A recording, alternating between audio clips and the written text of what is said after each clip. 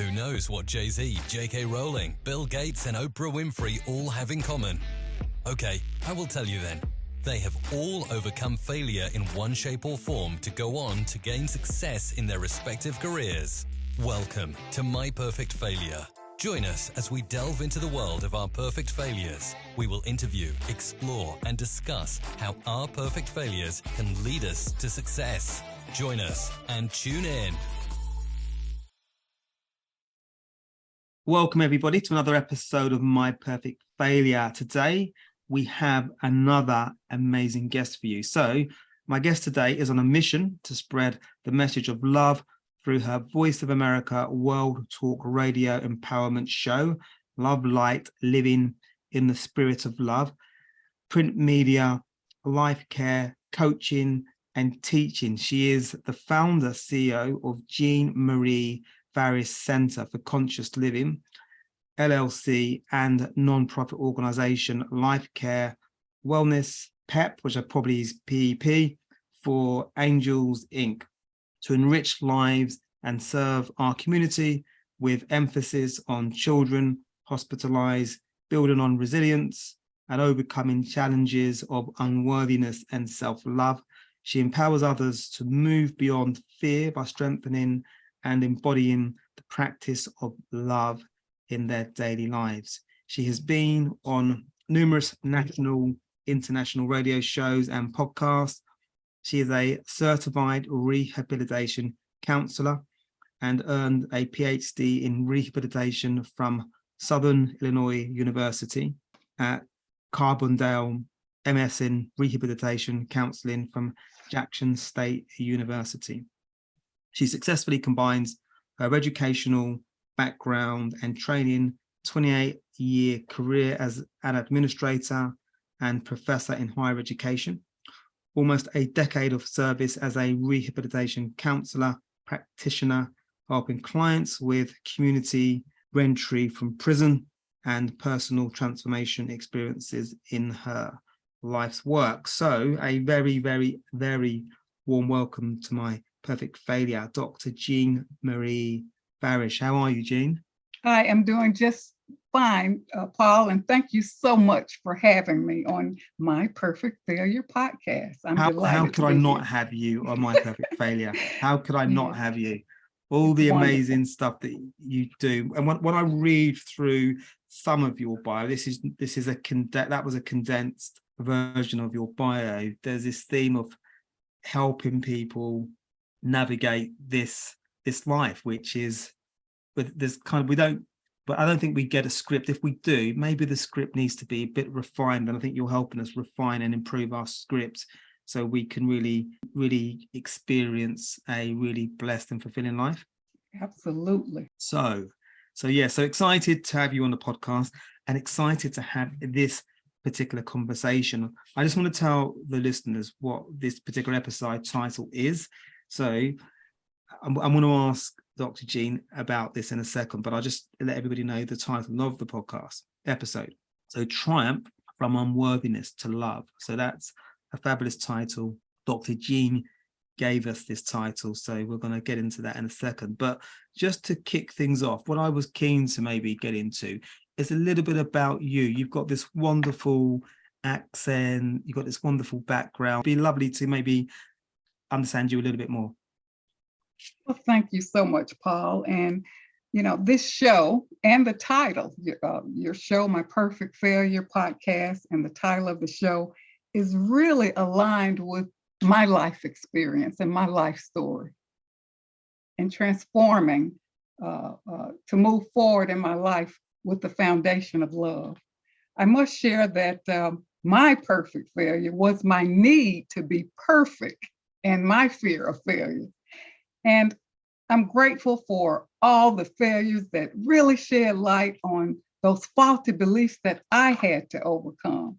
Paul, I was always a truth seeker with much curiosity about life. And after achieving milestones in my life, I became disillusioned with societal standards of success and happiness. And I always felt something was missing. And there was always a yearning for something more than just all these fleeting external pleasures and achievements, and this endless need for me to construct and build this personality self-image and enhance this limited construction of my personality self. So I began asking myself a series of existential questions, doing a lot of self-reflection, self-inquiry, and self-introspection. I asked myself questions: who am I? Why am I here? What is my purpose? But Paul, what I was really longing for was coming home to my true self with more love, peace, joy, and greater fulfillment. And I was a high achiever and perfectionist, always striving to improve and prove myself. But under that was the veil of perfectionism. And under that was unworthiness. And, Anne Lamott quotes, "Perfectionism is the voice of the oppressive." And my thoughts were, yes, if I am perfect, I will be loved. And love was transactional based on my perceived worthiness to receive, not feeling good enough. And I was always, again, striving to prove myself. I was an overgiver, people pleaser. Yeah. I sacrificed myself at my own expense until I was depleted spiritually, emotionally, physically, and mentally. And what happened, Paul, I was given from a half-filled and empty cup, and I attracted myself to people and situations where the theme of unworthiness continued to play out in my life. These old narratives, same old stories. So, and this really catapulted me into the dark night of the soul. And I was given the hand of divine grace with the gift to, on a work assignment, to spend 6 months at University of Science Malaysia in Penang. And it was there where I really transformed my life, being in this beautiful tropical environment of peace and beauty, the communal spirit of the people, the spirit of volunteerism, encounters with priests and masters. And this land was so familiar to me. I know I had a past life there. And what was so interesting, Paul, at the end of the journey, I asked my spirit, what was the purpose of this journey? And the revelation was that it was all about love. So the journey begins. Wow. Fascinating. Raises so many questions that are going off in my head. So you're a high achiever. You've achieved well in life, hit all those milestones, as you said. And I guess perfectionism potentially was at the heart of that. Was it confusing when you were achieving? You had a goal, you achieved the goal, but you didn't feel whole, or it didn't make you feel maybe the way that you thought it should make you feel? Yes, it was, Paul, because again, being this high achiever and of course, being an educator, teaching students, and in my classes, it was like something about teaching took me to another existential level with the students, and engaging with the students really gave me more insight into myself. But all those milestones, it's like, okay, society says we have to do this, this, this, and this to be happy, to be successful. And I had my tick list. It's like, okay, I did that, I did that, I did that. But at the end of each, it's like, okay, it has to be more. And being an educator, I was always reading and searching for new information and things that will help me become a better person and become a better teacher. But it's like something was still not there yet. So I continued to search and look and read, and even I would go to antique stores and collect old books and read book. In fact, I gathered a book about The Secret from way back. So I would read these old books. Old ancient books, to try to gather information to get a handle on what is it that I'm missing. So that's really interesting. So whilst this was going on, you were achieving milestones, perfectionism was fully engaged. There was something where you had the awareness and the curiosity to challenge that and to really strive to find the answers. Because the reason I mention that is because I'm not sure all of us do that. I think a lot of us don't probe that that thing when we don't feel whole, or we don't feel complete when we are achieving certain milestones. But you had the foresight and the curiosity to ask the right questions. And Paul, I journal.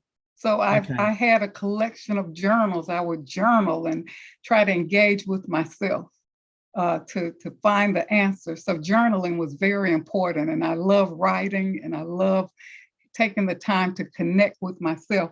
But again, what was missing was this whole theme of, my need to be perfect, but under that unworthiness that kept, that fine thread of unworthiness that kept what was the common thread through all aspects of my life. And I didn't really realize that was the issue, and even from childhood, when I went back and reflected on my life story, it's like, okay, I was able to connect the dots. Okay, these are some beginnings of where this started. And then you played this theme out. And, I had some losses in my life, and I never got over those, if you know what I mean. Yeah. And then, but it's like we keep moving forward without, really sorting things out.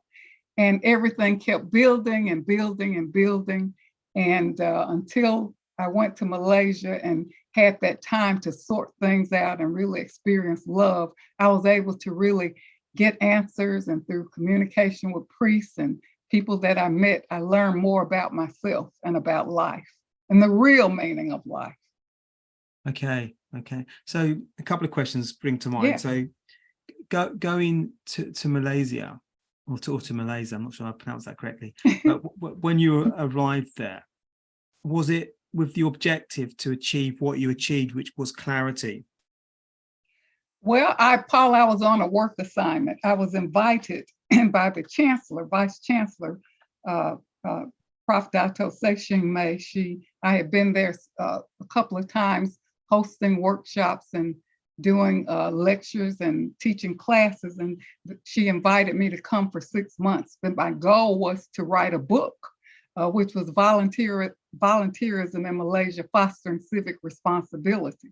And that was my charge. But as a result of that, and of course, that was my charge, but of course, engaging with the other faculty and staff. And I went to various indigenous communities and, all throughout Southeast Asia. And, but I think most importantly, I did a lot of volunteerism at the Autistic Center for Children and, talking to the people and, just the communal spirit. The assignment turned into something different, if you know what I mean. Yeah. It's like I was on this assignment, but again, it was all about love. And it's like everywhere I went, it was some theme of love that was playing out, you see?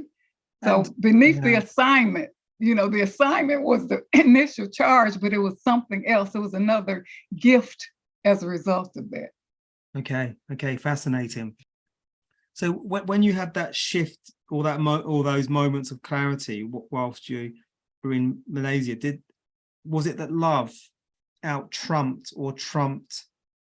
perfectionism and this false narrative that we feed ourselves, that we have to do this, we have to achieve these objectives, even when they don't really align with, I guess, with ourselves?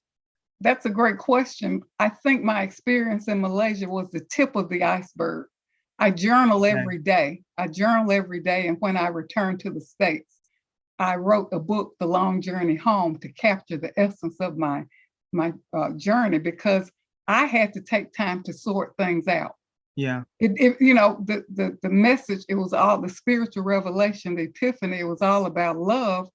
It was like the aha moment, but Paul, I had to process it. And when I wrote the book, The Long Journey Home, it started to become clear. And then I was able to adopt the work by Henry Drummond. He the ingredients of love, and really learn more about love. So Malaysia was the tip of the iceberg. Yeah. I guess for people listening, when we're going through this process, that it takes time. We can't expect, I'm surmising here that we can't expect to transform instantly. No. We have to give ourselves grace. And do we have to trust ourselves a little bit here? I think what happened to me during my time in Malaysia, I had of course, the assignment I had was initially kind of overwhelming, but it was accomplished with the faculty and staff. And they were very loving and kind and treated me well. And, I just experienced love, everywhere that I went. And it's like, wait a minute, something's happening here. But the point is, again, it was the tip of the iceberg, and we have to process things. See, I had to come back home and look through my journal and write the story, my own story about the journey. And as I wrote the story, it's like, where do I put this? And it all fit in the framework of love. Yeah. Yeah. Do you understand? It all fit in the framework of love. Yeah. And at first I didn't know where to put it, Yeah. Mm-hmm. Yeah. And I guess, it's fascinating. I'm just fascinated really because it's the application and that dedication to really probe our lives. Because I think for me as well, maybe I'm speaking from my own way that I think and process things. And I guess it's the reason I do this podcast, but sometimes we think that in life, things are set in stone. So if we're at a certain place in our lives, or we've always done something over a period of time, then that's us, then that's the way it is. And to try and alter or shift that or change that, it's kind of is a futile exercise because we aren't really given the tools to really probe and kind of play with and really have that inner introspection about maybe another way. But you have got that and you've achieved that. So I think for me and others listening, it's something for us to consider that with the right application, with the right grace of time, we can, if something doesn't feel right, then actually that's an opportunity. Yes, that's very well said, Paul. And, when we talk about love, it is said by the masters that we are either in love or fear. And the vibration of love changes everything and expands our consciousness to a higher state of being. And so love, I realize that love is the solution to all human problems, but it is our greatest challenge. And love is our universal language. And as I experienced this in traveling to other lands and even recently to Leh Ladakh in the Himalayas, I felt this heartfelt connection with people when we didn't speak each other's language. And that was very significant for me because it was something about love, and either we're in love or fear, right? Yeah. So doesn't it make sense for us to really understand what love really is to bring us back home to our true self, which is love? Yeah, absolutely. And I love everything you just said. And when you talk about love being our biggest challenge, can you maybe expand on that a little bit? I'm really curious around that. Of course. Well, Paul, we've learned some things about ourselves that's not the truth of who we really are. We really have. We've been deeply conditioned with fear and based on societal standards, family, institutions. We've kind of, really moved away from love and more into fear. And there are many people who are feeling not good enough, not worthy, always striving. And, they're out of joy, they're out of peace, and they're out of love. And they're unhappy, they're discontent, but they really don't know where to put it. It's just like I said earlier. For me, it was like, okay, I check off this accomplishment, let me move to something else. But when I moved to something else, it was still something missing. So we've learned a lot of things about ourselves that's not the truth of who we are. Yeah. So the goal really is to return to our natural state of being, which is love. And love is beyond casual sentiments of expression or, for me, it was, I felt that my worthiness was tied to approval by others or love by others. So I was not in tune to myself. And I was not in tune to loving myself. I expected that to come from the outside world, being an achiever and being an overgiver, out of total balance with my life. Yeah. And so therefore, coming back to love and loving myself first was a significant change there, because, we're taught that, loving ourselves is unselfish, and we really don't know what that feels like and look like to love ourselves. And there's a quote by Buddha. It says that you, as much as anyone in the entire universe, deserve your own love. Yeah. So in order to love fully, it begins with loving ourselves. And to give love, we must possess love. Yeah, that's so interesting, because I think the idea of really understanding love, again, I alluded to earlier, sometimes we're not taught these things. And I think that's one that springs to mind, where we're not really given those tools to really love ourselves. And people pleasing and seeking approval is probably more of an epidemic now than it's ever been. Yes. So I would imagine it's really, really, really easy to find ourselves going down the wrong path in that we are moving. So I guess what I mean by that is very easy for us to move further and further away of who we really are. And sometimes we might get so far away that who we really are just becomes almost like an imposter. Exactly. That very well said. Very well said. And Paul, I think what happens, when we think about social media, the insecurity of social media, people are so, how many likes did I get? Can I put on my best face to, show people that I'm doing well? And underneath that is almost like that imposter syndrome. Yeah. And the unworthiness, and you keep having to put something out there to show everyone that I'm successful. So we have to be more aware, self-aware. And that's what I, really talk a lot about. The strategies that I use are, to become more self-aware. And Paul, even though I adopt the holistic model of love that I can share with you at some point, it takes constant practice for me, moment by moment, but I have not achieved or arrived every day, every moment. It is a continuous practice for me. Yeah. I heard something. Who said it?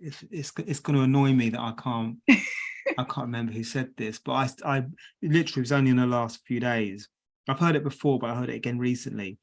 And whoever this person is says that one of our lessons in life is to develop the ability to learn, unlearn, and relearn. Yes. Buddha said. Maybe Buddha said it. Someone said it. I can't think who it was, but I was like, wow. I was like, wow, when I read that, and I thought, because we don't really think in those. I guess I'm thinking of me a little bit. Me and too. I'm sure if people are honest, I'm sure there's other people that maybe think about this, about that. Really, we process stuff as fact, and sometimes we don't challenge it. And it's the ability, as you've done this. So you've done this, you've learned, you've unlearned, and you're relearning. So you encapsulate that. But I don't think that is the norm. I think that, again, I'm making assumptions here, but I think it's reasonably common that we might think about things. We might maybe have those silent moments when we're having a cup of tea, or we're going for a walk or something, where we might think momentarily about something. I wish this could be different, but it's invariably a momentary thought, and then habit kicks in and we revert to type. So we never really spend that time going to Malaysia, journaling, doing these very helpful things to really dig deeper and really challenge where we are and where we want to go. When we think about how we are talking to ourselves during the course of the day, we're not even our own best friends. We're usually self-critical, self-condemning. We're not feeling good enough, not feeling worthy. And we have to really return to this natural state of being, which is love. Paul, when we think about the narratives that play out, and as you so eloquently quoted, unlearning, because look at all that we collect over the course of our lives, right? And I had to really look at the faulty beliefs and sort things out. I had to connect the dots. In my book, Living in the Spirit of Love, Our Natural State of Being, in my introductory chapter, I wrote my love story. It took me a while. It took me a couple of months to sit down and sort my life out and connect the dots. And as I did that, there were times that I cried, times that I was elated. And it's like, okay, yes, I remember that. That's where it became rooted, right? And going through my own personal story, which was quite a feat. I had to do that to sort it out, sort myself out. Yeah, no, it's fascinating and a wonderful journey, adventure that you've been on and you're still on. And you're yes. Still on. Yes. Which is nice, isn't it? We never want it to stop. We never arrive. We never arrive. Yeah. And I like to share that with your listeners. No matter what we learn or our transformational life experiences, every day, every minute is an opportunity to begin again, to try new things, because we're all learning and growing and learning from our failures and life challenges and life experiences. Yeah, so absolutely. So I mentioned at the start, I love the title that you came out with. You came up with, Triumph from Unworthiness to Love. We've kind of captured that a little bit, but I'm kind of intrigued to get your version of what the title means to you. Again, when we look at the title here, and as I indicated, my perfect failure was my need to be perfect and my own fear of failure. And when we talk about fear and love, right, as the masters say, we're either in love or fear. So my goal is to offset unworthiness and failures and fear with love. And I found that works well. And as I've taught classes, Spirit of Love classes, as I shared the recipe for love and showing others how to love themselves first, they all get to this aha moment. I love my husband, I love my children, but I never thought about loving myself. But when we don't love ourselves fully, we really don't have the capacity to really love others. So I think love offsets this unworthiness and these scripts that we have been giving ourselves that's playing out in our lives with these themes of unworthiness and I'm not good enough,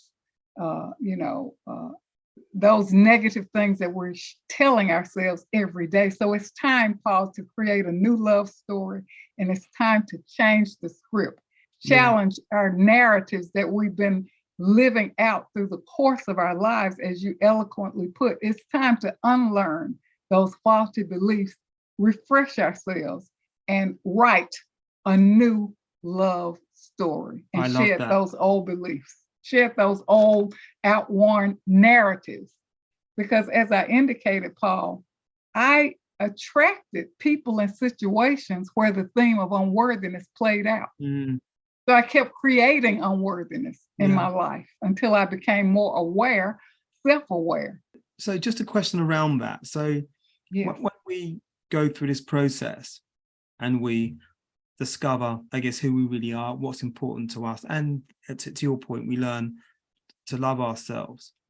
And I guess what that means, we have to maybe trust ourselves, and there might be people that have been in our lives that may not serve that purpose, or they may not serve the right purpose to form that same role that they've had in our lives. What was that? Did you have to go through any processes where people had to come to terms that you've kind of evolved and maybe they're not really the right fixture to be in your life? I think that we have to become self-empowered, Paul, to really, as we sort ourselves out, as we move to the vibration of love, what I found is that there were things that I was no longer interested in. There were conversations that I no longer wanted to have. Yeah. You know, I found myself being more connected to, you know, people who were kind of learning and showing me and teaching me. So naturally, people fell away. Yeah. And my prayer was, bring forth all that is right and good for me. And for those situations or people, let it fall away naturally. And I bless them. I bless the situation. I bless the people, but I'm on a particular journey. And I have to be faithful and trust my path. And on my path, we have synchronicities. It's like you and I connecting. I've connected on my show with Voice America. I have lovely guests around the world. It's like we're all kind of aligned. So naturally, I think others just kind of fall away. You don't have the same kind of interest or passion. And, you know, it happens naturally. And that's a prayer that I have, to let go and move forward on my life's journey. Yeah, no, absolutely. Absolutely. And I think it takes courage to let go. Yes. And to really embrace what feels right, which is love and all those other things. And I guess it takes time as well, like we alluded to before. So, but what I was keen to do, you said something earlier, which I'm keen to kind of get more of an understanding of.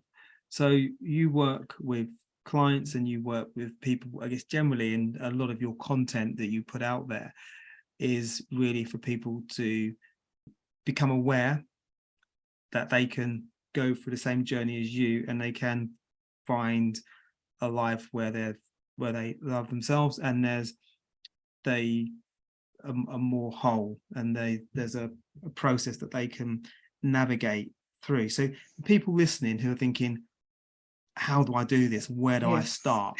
Can you maybe expand on that a little bit? Yes, what does that look indeed. like?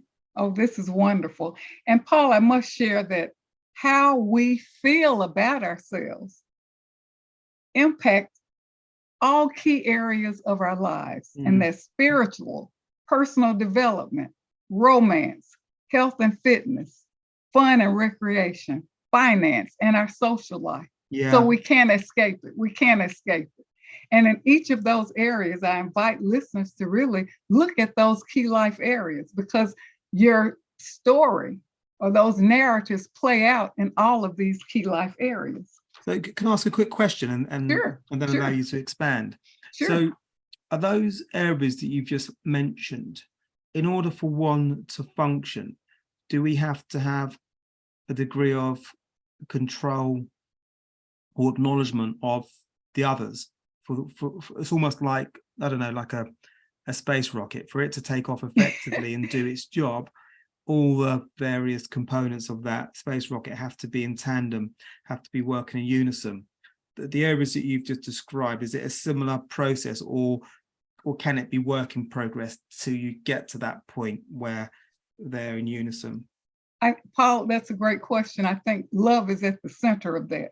Okay. And when you learn to love yourself, and the ingredients in the recipe of love that I love to share with you, which I call the Wholistic Model of Love, as you change yourself, these areas automatically, naturally change. And in my book, Living in the Spirit of Love, Our Natural State of Being, I actually provide like questions, opportunities for introspection, what these areas are, what are things that you like to change in each of those areas. So my book is almost like a little workbook for readers to really sort out these key life areas that really it comes back to love. And I think, Paul, when you love yourself and when you really practice loving yourself using the holistic model of love, it changes everything naturally.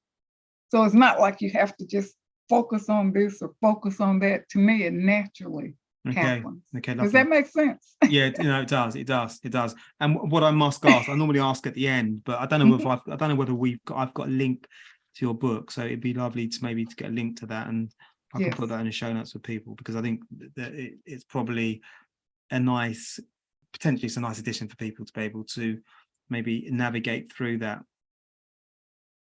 Yes, the book, and I have a companion book, the Love Mastery Devotion Journal, 21-day weekly journal prompts and affirmations. That's a companion book for living in the spirit of love, our natural state of being. So there I take readers through the ingredients in the holistic model of love, the recipe of love, for understanding. It's like love wisdom for you to practice daily for yourself. And Paul, I must say, in my practice, when I'm off course, I ask myself, okay, what's happening to you?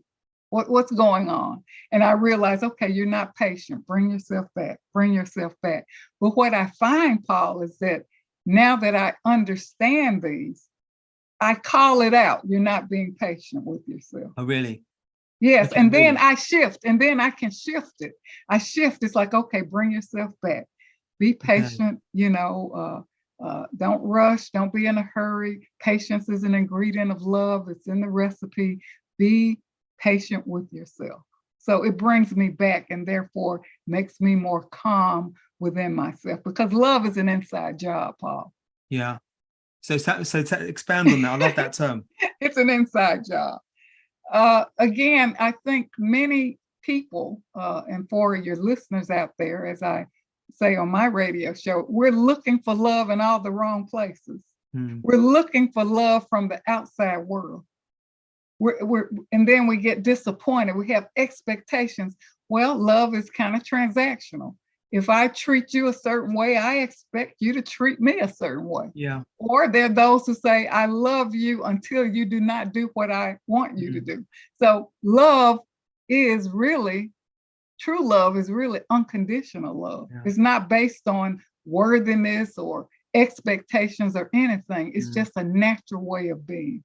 Does that make sense? Yeah, it does. It does. It does. So as you were talking, I'm thinking about this toolkit that and these insights that you now have, and you write about this, and you work with people to help them navigate this journey.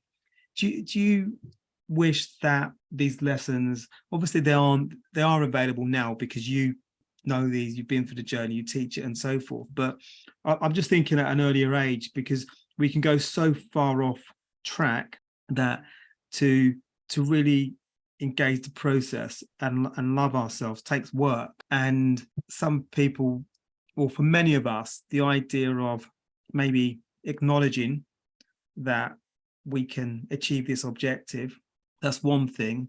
But then once we maybe are halfway there, there's the realization that you're going to have to do some work here. It's not going to happen just organically. It's not like you can go to, I don't know, you can't go on Amazon and order something to kind of put that shift in. So we can't order love.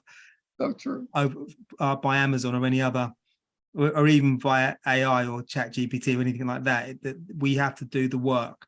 So I guess what I'm saying in a roundabout way, for people, just so we don't go that far off track, do you think you working with people at a younger age, or maybe people just having that awareness at a younger age, would be a useful exercise for us? Paul, that's a great question, because really it's all about self-mastery.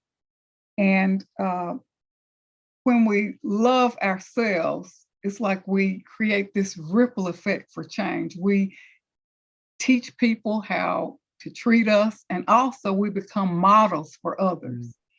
And the whole issue is to return to this natural state of being. And Paul, one of the things I must share, it takes practice. Okay. It takes moment by moment awareness and practice.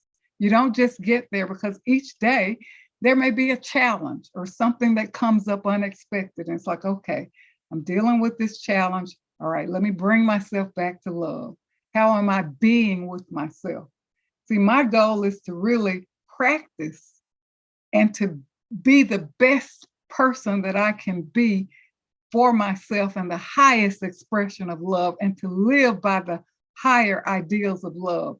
And to me, it shifts and changes everything. It shifts how I see life, how I see myself, how I see others, how I view the world. It's amazing what love has to do with this.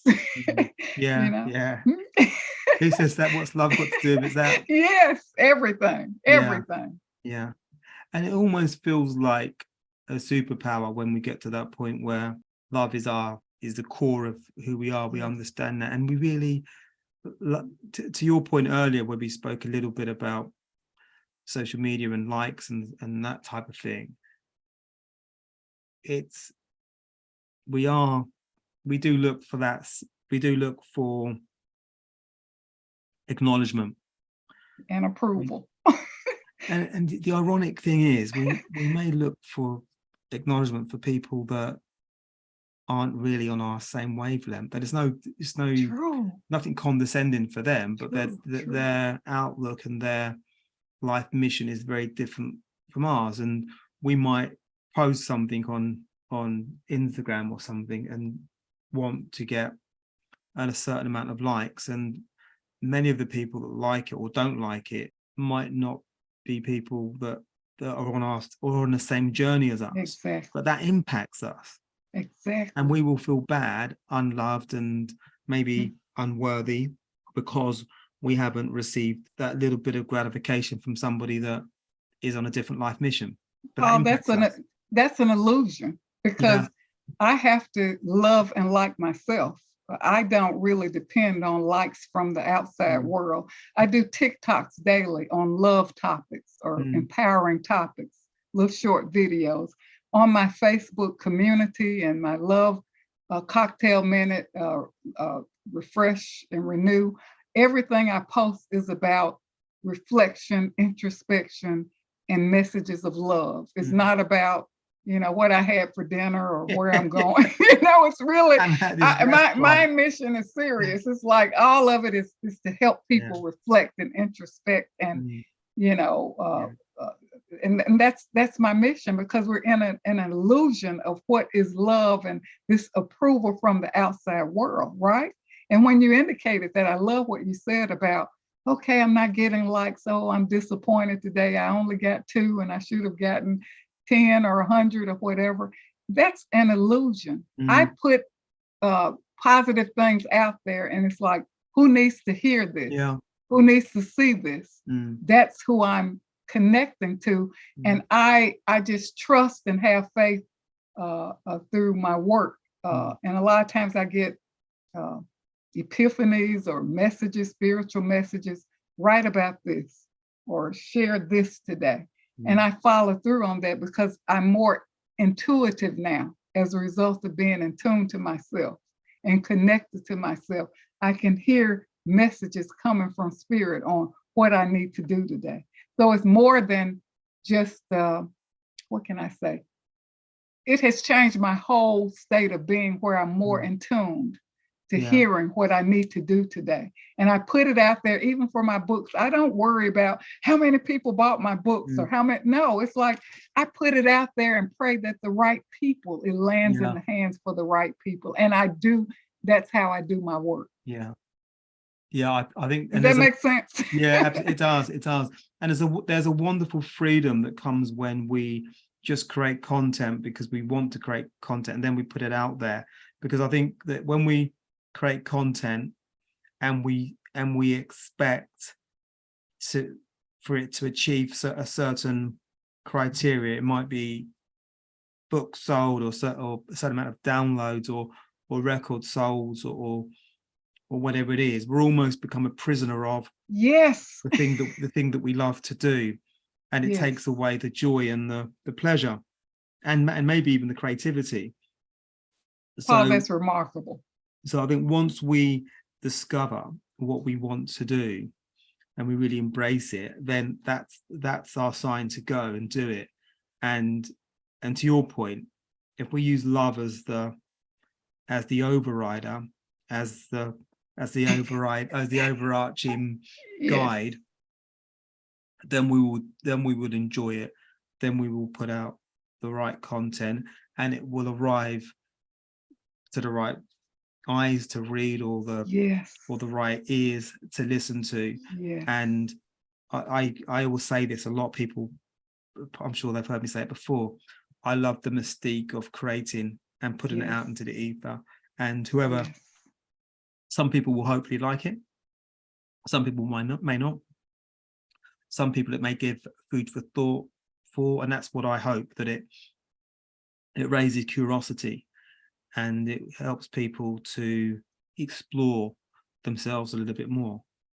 Paul, that's remarkable, because as I see it, as I bless others with my work, I bless myself. I create this ripple for change, and the synchronicities and opportunities that have showed up in my life has been truly amazing. Even my connection with you.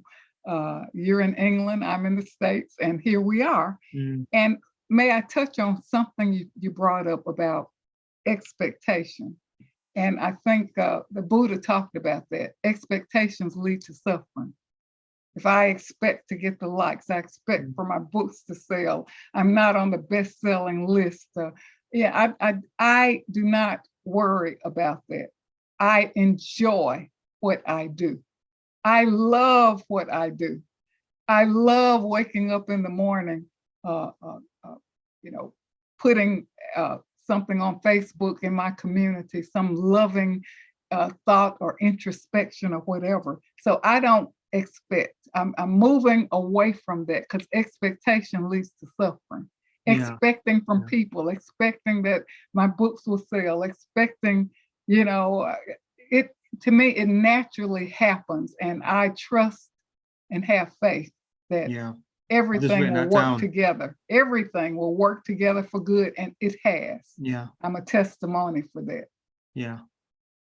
So I've been writing a lot in our discussion, because there's loads of little phrases and little sentences and little quotes that I'm not familiar with, but they totally resonate. And so just around people that are listening, that are thinking, and this really resonates to me, and the idea of unpacking who I am now feels like something they want to explore, because sometimes we have an inner knowing. Sometimes it's difficult to kind of really engage that, because maybe our behavior is really steeped in habit and what we've been doing all our lives. So if there's anybody listening that falls into that category, would you have any advice to them about how they can maybe begin to maybe challenge that and maybe work towards wherever they want to take their lives? I think that we have to connect with ourselves. That takes time, it takes commitment, it takes dedication to move away from the outside world and give yourself time to truly be with yourself, to follow your heart. You know what feels right. In the past, when I was in this whole facet of unworthiness, there were things that didn't feel right for me, but I did them anyway.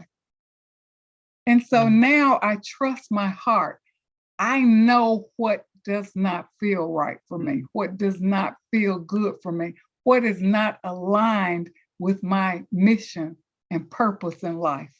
I am always trying to practice and be better and be true to myself. So I would recommend to listeners to really take time for yourself. In this busyness of life, you're always on the go, doing for others, not taking the time for yourself. And what happens at the end of the day, you're worn out, you're drained, you're unhappy, you're not in peace, and you know how you feel. Pay attention to how you feel. Take time for yourself. Just a question around the idea that sometimes when we go to do, I think there's a distinction, and I'm not sure quite what it is. Maybe you might know what the distinction is. So sometimes when we're trying to do, sometimes something might feel uncomfortable and it doesn't fit within our inner knowing. And sometimes we just do that because it becomes habit. But when we want to shift and when we want to change, there's definitely going to be some resistance there, and we're going to feel uncomfortable. Yes.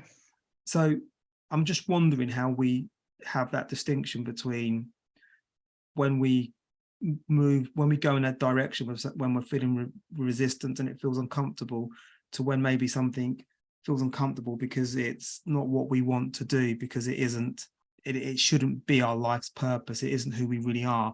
I haven't explained that very clearly, but I'm hoping you can pick through the bones and maybe work out what I was trying to say. That's a remarkable question, because, Paul, there are consequences for our actions. And a lot of times we're guided by our thought. Well, we are guided by our thoughts and behaviors and our feelings, but there are consequences. And I think there's a rule of thumb: do what feels good. Do what feels right. Do what you really love wholeheartedly. And then that can sort out all the other things that are coming into your space that can be, well, for lack of a better word, contaminate your space and, take you down a path that you don't really want to go. And that's why I recommend taking time for yourself before you make decisions. Take it to heart, because if you just react and respond without thinking or sorting things out, you'll be back to the same point. So take time before you make decisions. Journal, and I think that will help. Don't just feel like you're obligated to make a decision right away. Give it some thought. May I share an example of something? I would love to hear an example. I had a pending decision to make one. I was working with the committee, and things are getting a little bit out of sort. And I had dedicated myself to this committee, and there was some sabotaging, and I'm like, gosh, I love working for the mission here, but it's something that doesn't feel right here. And I've devoted a couple of years here, and, I love the work. And I said, okay, let me take it to spirit. And I asked my higher self and my guides and angels, I said, okay, show me the way. Show me the way. Show me what to do, because I'm a bit confused. I love working with this, but things are just getting out of sort. So I trusted, put it out into the ethers.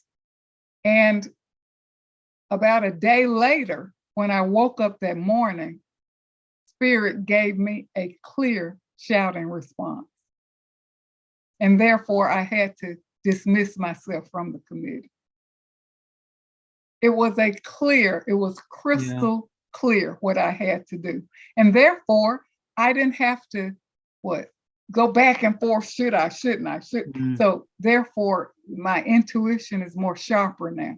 And I trust that I will receive the answers that I need. And when I get into that state of indecision and confusion, I stop, get quiet, turn it over, let it go. And then the answer comes. And that, when you made that decision, that felt organic. That felt like you did it. Yes. Well, it was right. Yeah. Because it came from my spirit guide, higher self, or whatever. And so therefore I lovingly let it go and blessed everyone. My time was out. I had served well, and it was time to go and move forward on a different path. And I was okay with that. Yeah. And do you think, sorry, carry on. No, go ahead. No, what I was wanting to ask, do you think that you're able to make that decision because you are in a place where you love yourself enough to make the right decision, and your intuition picks up on that? Yes, I trust myself and I love myself. And it's like, I have a knowing that when I'm in love, I can't help but make the right decision.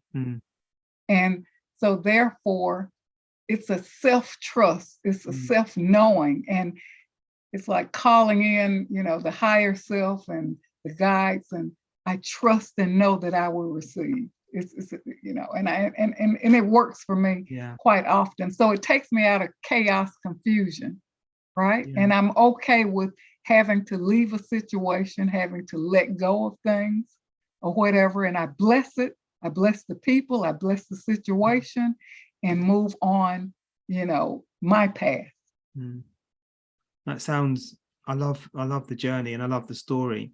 And when you were saying that as well, I was thinking about worthiness as well, because Yes. it's almost you're giving yourself that permission to put your own worthiness at the front of your decision making process and you and what your life should look like. Beautifully said, because Paul, worthiness is our divine birthright and not dependent on outside sources.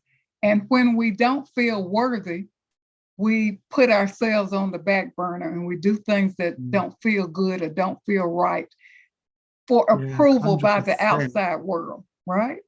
100%. So when you talked earlier about kind of people pleasing and so forth, I don't know if you've ever been in that moment. I have on numerous occasions when you agree to do something, and it could be for anything. It could be for work, it could be a family and friends, it could be whatever it is. It's totally random. But you know that that's come from a place of people pleasing and it doesn't serve you. No. And that's because sometimes we feel unworthy. So we're making a decision because we want to please somebody or come across in a good light, but ultimately that person doesn't really care too much. They just and it's not being disparaging to them, it's just because maybe to them sometimes when we agree to do something, it's inconsequential, they're not thinking you've done them some huge favor. But for us, when we agree to do something, it's quite, in that moment, it's quite profound. And then within milliseconds, I think, why did I agree to do that? Yes, yes, you are right. They don't really care. And actually, I don't really like doing whatever it is I've just agreed to do. And you're drained and you're burnt out. And then they'll call you again when they need you. Haven't you had people like that who will call you when they need you? When I was going through the dark night of the soul, Paul, after people pleasing, overgiving, making personal sacrifices, I was like 120 pounds. I had given out. And no one said, "Are you well? How are you feeling?" They kept asking for more. Which was a wake-up call. And I looked at myself in the mirror. I tell you, during that dark night of the soul, I looked at myself in the mirror and I'm like, what has happened to you? What have you done to yourself in the name of love, so to speak? And that was like the turning point of true surrender. And I said, God help me, because I was told by a medium, if you don't get it together, you're going to end your life. And that was a shocker. And of course, hence I received the divine hand of God, the grace, and I was out of here for 6 months to restore myself. Do you see my point? I didn't know what I had to do. I knew that I was at death's door. I was literally at death's door. Really? Really? So you had to make a decision pretty. Well, Spirit made it for me. They gave grace. By the hand of grace, I was given an opportunity to leave and have peace and joy, restore myself. I was literally unrecognizable when I came back after 6 months, just healthy and got my color back and joyful and at peace. But I was on the downward spiral. I prayed and I said, I surrender. Help me. I asked for help. And why I particularly love this conversation is because I think that your experience, I think, is very, very common. And I think that there are many of us that we feel the discomfort, but we don't know how to probe and to even think that it's possible that we can even change our lives. And what your proof in terms of you've done it, you've achieved it. Obviously, you're helping other people do the same now. But for anybody that's listening now, but is on a path or just doesn't feel quite right, this what you've delivered during our conversation, it should, is inspirational, because it's like, actually, you can change, you can evolve, and you can become the person you want to be. You are worthy. You need to put yourself first. You need to love you. And to me, that's incredibly inspirational. Paul, each moment is an opportunity to begin again. So I think for listeners out there, you may think, gosh, this is overwhelming. But each moment we're creating. We are creating our lives, begin anew in each moment. And when I teach my class, Spirit of Love, and let me just share this, students revealed how easy it is to love their children, their family members, and others, but they did not think about themselves. And they had these aha moments when they began practicing loving themselves, and they noticed changes within themselves, and their family members noticed changes. And they would come to me and they said, gosh, let me just share with you what happened. And they said, well, what do I need to do? I said, share with your family what you are doing, because they're curious. They know that there's something different about you and the way that you're relating to them. And so it made a difference. And it was wonderful to hear the stories, because it made all the difference for the students and even for their family members. Yeah, no, it's powerful stuff. And again, I just am fascinated by that ability that we all have, where we can change, we can evolve, because I don't know whether this term translates across the pond, but sometimes we say in the UK, I think we say in the UK, sometimes we accept the cards that we're dealt with. We just accept them and don't think that we can change our hand. But clearly, by using some of the things that you've mentioned today, journaling, being patient, learning to love ourselves, we can really change our hand. Oh, that is absolutely true, because, I think to look at ourselves, I wrote an article about what's your love quotient? Am I really truly dwelling in love? Within us, I look at this as the heart of love, the diamond within. The diamond is always shining within each of us. But what happens, this diamond is covered with beliefs, fears, to the point where we lose ourselves, but the diamond is always shining. It's waiting to be uncovered. So that gives us hope, and knowing that it is already within. You're just waking yourself up. You're just coming home to who you truly are. Yeah. And you do that moment by moment by loving yourselves and learning how to love yourselves and creating this ripple effect to the outer world, but it starts from within. The diamond is always shining. I love that. It's always shining. I'm writing down more things. It's always shining, waiting for you to uncover it, waiting for you to shed those faulty beliefs, outworn stories, those fears. But it takes courage. It takes courage. And it takes commitment. It takes dedication. And it takes knowledge of love, wisdom to resurrect that part of you that's there to be awakened. Yeah. For you to create your new love story. No, really, really fascinating. Something that I've been thinking about that I just wanted to mention. So Bruce Lee, when he was with us, he said that we should never talk negatively of ourselves for a second, because it ruminates and it can negatively impact us. And I think it kind of, the reason I wanted to convey that or say that is because it kind of radiates with some of the stuff that we've been talking about today, that it's that, I guess, loving ourselves, to be compassionate enough where we don't treat ourselves in a disparaging way. When we talk negatively towards ourselves, then we don't give ourselves credit or the grace to that we are worthy. Paul, that is so true. We're always having a conversation with ourselves. We are with ourselves 24 hours a day. And a lot of the thoughts are self-condemning, self-critical, and they're unloving thoughts that we have about ourselves. They're self-defeating and disempowering. So if we are become more self-aware, how am I treating myself? How am I talking to myself? If I find myself going down that path where I'm saying something negative to myself, it's like, okay, let me shift and recorrect. It's like redirect this conversation to more a loving conversation. But aside from that, I have to sort out, why am I having this conversation with myself? Yeah. It's an opportunity for me to reflect. Like, why am I thinking about that?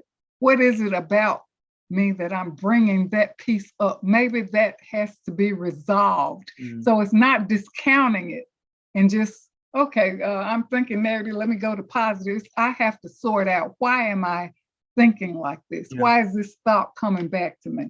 And when we learn to be patient and kind to ourselves, to be humble, courteous, have good temper, and I talk about guilelessness. That's one of the ingredients of love. To not think evil of yourselves or hold evil thoughts that's reflected in negative self-talk. That's so important, how we talk to ourselves about ourselves. Yeah. And then we create more of the same. Paul, when we have a negative thought, we attach every thought. We can go back yesterday, last week, 10 years ago, and we'll start ruminating on all the collection of thoughts, right? Before we know it, and then a half day is gone, I'm ruminating over something negative, and I've collected a whole plethora of thoughts about this same negative thought. I can't do that to myself. Am I loving myself? That's the question listeners should ask. Is this a loving thought? Am I treating myself well? I deserve better. I deserve better, especially from myself. I can't look to the outside world to make me feel loved. I have to feel love within myself. How I feel within radiates outward. And one thing I must share with you, Paul, as you practice loving yourself, employing these ingredients, practicing loving yourself, things will naturally fall away. And when negative things come, it's like, gosh, it's like it gives me a gut punch. It's like, oh, this doesn't feel right. I need to really sort this out because this is not agreeing with me. This is not loving for me. So it's like I'm really getting more insights and awareness about myself from the outside world. When things show up, it's like, okay, why did that show up? Let me sort that out. So I do a lot of self-inquiry, self-reflection, self-introspection, and journaling because I'm having a conversation lovingly with myself through journaling. And in my journals, I can go back and look and I can see how far I've come, how much I've grown, But a quick question around that. So when you journal, is it the helpful bit, or maybe there are numerous helpful bits, but is the helpful bit when you're just letting the pen guide you? Yes. And then you wait for whatever comes out of your brain and your head organically? Or do you go back and you ruminate over what you've written, or is it a little bit of everything? Well, I think what it does, I try to give myself that quiet time and quiet space. I prepare myself for that quiet time or the meditation or for journaling. I've created places in my home and I have a meditation garden outside and I can go and kind of sit and connect in nature. And it seems like, when I'm in this sacred spot, sacred place, it's like everything just flows. What I need to, I always share with myself how I'm thinking. I don't, I'm not trying to interrupt anything. It's like, let it flow, let it flow. Write what you feel, write what you're thinking, and then of course, I'll write about, positive things that happen as a result of making certain changes. So it's not just a journal of, negative stuff or just sorting things out negatively, but it's really kind of a positive, loving journal, if you know what I mean. Yeah. Getting what I feel, out.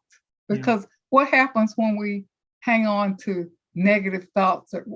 We repress, we get ill, we get sick, we get stressed. So when we journal, we're allowing ourselves to lovingly express ourselves. Okay. So I do it lovingly. Okay. Does that make sense? Yeah. I've never lovingly journal and connect with myself. So sadly, we're getting towards the end now, but this is only end of this discussion, because I think we're going to have many, many, many more. Yes, I love that. And for you to be on my show as well. Well, I'm excited about that. So I wanted to tell the listeners a little bit about. Well, I want you to tell the listeners a little bit about your show and where they can find it. Well, I guess I'll put a link to your show on the show notes. But maybe you can tell the listeners a little bit about your show and what it's about and why you're doing it. Okay, Voice America is the World Talk Radio empowerment show. Love Light, living in the spirit of love. It's an empowerment show. There is something for everyone. We have a variety of many topics. We have guests who join us from around the world, from all kinds of, they have all kinds of expertise from around the world. And we have listeners who tune in from around the world as well. Egypt, Africa, Indonesia, Malaysia, all over the world, Europe, your part of the world, Australia, New Zealand, and I have guests who join on empowering topics. Our goal is to help people empower themselves with love, live wholeheartedly, love wholeheartedly, and create a life they love. It's something for everyone. Fabulous. So what I will do, I will put a link to your show on the show notes, and it really is an extension of what we've discussed today. So people tune into the show and you'll just be inspired, and you will think of a new way that you can live and enjoy your life. And for people, I know that you work with clients and you support people. So if people want to have a conversation with you about how they can connect with you in that regard, I don't know whether that's something that you do with just people in the States or whether you... Oh, all over. Okay, perfect. We're global. Yes. People can email me, Jean72Farish@yahoo.com. They can connect with me on my websites. I have an opportunity for them to, indicate, their request or whatever. So I'm open, and I'm offering a class this fall, a master class, Cultivating Loving Relationships. I offered it through Zoom previously, but now I'm going to do it in person, to get back connected to people. When we were on COVID, we had to go more to technology, but I love face-to-face connection with people. So this will be in the States then? Yes, it's in the States. I'm offering it through Millsaps College Enrichment Program. I offer writing classes, Spirit of Love classes, and I will get all the relevant show notes for you, and I'll put all the links in the show notes so people can contact you for the various bits and pieces. And finally, we have a recurring question on the podcast, which is, if you could invite 3 inspirational people for dinner, alive or past, who might you invite? That's a great question. 3 people I love to lunch with: Dr. Henry Louis Gates Jr. He's the author of In Search of Roots, and he do a lot of ancestry research showing us our oneness and connectedness to humanity. I love to have lunch with Oprah Winfrey. She's the prominent talk show host, author, actor. She's the author of The Life Lessons and Rules for Success, and she was born in my state and have really overcome so much to become who she is today. And I would love to lunch with Catherine, Princess of Wales. Sorry, who's that one? Catherine, Princess of Wales. Okay. She does a lot of charitable work and patronage. She has patronage Action for Children, Children's Hospital, and hospices. And I sponsor cultural arts projects and programs for Children's Hospital. So I'd love to have lunch with her as well. Okay, amazing. You know, when we were talking earlier in our discussion, I thought about Oprah. Because I could imagine you guys having a wonderful conversation, and then 20 minutes later you say that she'd be one of your people that you would have for dinner. Yes. She's always been on my list. that could happen, because she would 100% love what you're doing, and I think you'd both have a wonderful discussion. I really want that to happen. Yes, well, I'm putting it out in the ethers because she's been on my list for quite some time. Yeah, I'd love that to happen. I'm putting it out. I'm putting that energy out into the ether to see whether I can have any influence on that. Yes, well, hey, I'm delighted and I'm grateful. Yes. And I'm sure it's going to become a reality. Yes, I want it to. I'm excited for that to become a reality, and then you can tell me and everybody listening all about it. Yeah. All about it. That would be amazing. But it's been an amazing conversation. I knew it would be an amazing conversation. I knew that I would love the conversation. I knew that I would learn heaps. So it's a win-win-win-win for me, and hopefully everybody that, not hopefully, and definitely for everybody that's listened. So thank you so much. Well, Paul, I'm truly grateful for the opportunity to be on your outstanding podcast and to share with listeners. And I must say, thank you for making a difference in the world. And thank you for creating such a wonderful and empowering platform for listeners worldwide. I'm truly grateful. Well, no, I'm grateful that you have this discussion with me today, but I'm keen to have more discussions with you because it's been inspirational. I've learned so much, got this real positive or renewed positive outlook in life in terms of what we're all have access to, what we're capable of, and you kind of need to have those interjections in our life periodically. So thank you so much. Thank you. Thank you. And thank you, everybody, for tuning into this episode of My Perfect Failure. We're always looking to grow the show, so please do share this episode far and wide, particularly if you know family, friends, or colleagues that really want to maybe explore life and take it to the next level. This will definitely be a perfect episode for them, and your feedback is most welcome. So we're always keen to hear about things you like and equally things you don't like. So you can find me at Paul at myperfectfailure.com, or you can find me via the website, via the contact page. So do take care for now. Take care. Bye. Thanks for listening to My Perfect Failure podcast. Be sure to visit www.myperfectfailure.com to join the conversation. Subscribe to our podcast on iTunes or Google Play. Look out for our next episode.